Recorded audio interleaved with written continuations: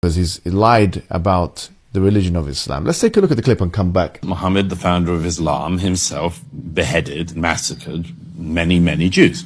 Famously, there's one battle in particular, and the Banu Quraysh. It's a story you can find in the Quran and the Hadith, and of course, this is because the Jews would not accept the revelation of Muhammad, such as it was.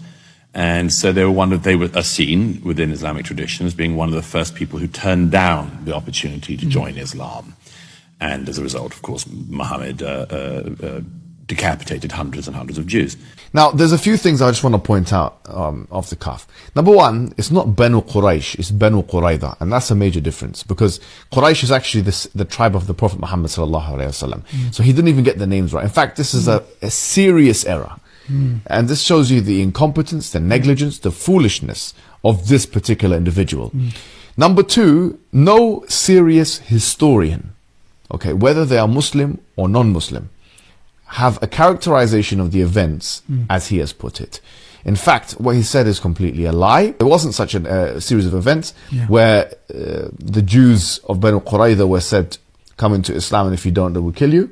This is a lie. In fact, the Quran very clearly says, "La ikraha fi din, qad tabayyana ar-rushd min al-ghayy," that there is no compulsion in religion, that truth has been made clear from falsehood.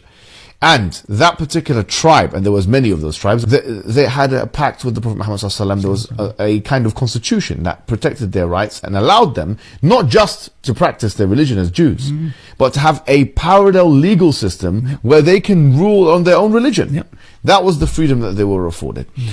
It is very obvious that liars are the people that call others liars. So you are telling us that Islam allows freedom of religion. Alright, let us prove your statement, if you are the one saying the truth, or the history saying the truth, that Islam did not allow the Jews freedom of religion. If your Quran says so or not. Let's see who is lying. The Quran does not say go kill all these people. Actually, it does. No, it doesn't. Surah 9. Have you read it? Yes, ma'am. In fact, I have it in my back pocket if you'd like me to read it. Because I had a feeling this might come up today. So I brought some verses from the Quran that actually do talk about this. Now, I understand you think there's an explanation. I get that, and I'm grateful for that. But there are verses like this. Surah 9:29, fight those who believe not in Allah, nor the last day, nor hold that forbidden which hath been forbidden by Allah and His Messenger, but impose jizya, which is submission, over the infidels. Surah number 5, the punishment of those who wage war against Allah and His Messenger, and strive to make mischief in the land, which is this is a verse of ISIS that they use because we're making mischief in the land, they believe, and so you can disgrace them and slaughter them. Put away emotions. Mohammed, who never saw the days of Jesus Christ, gave his own personal account, calling the accounts of the eyewitnesses false.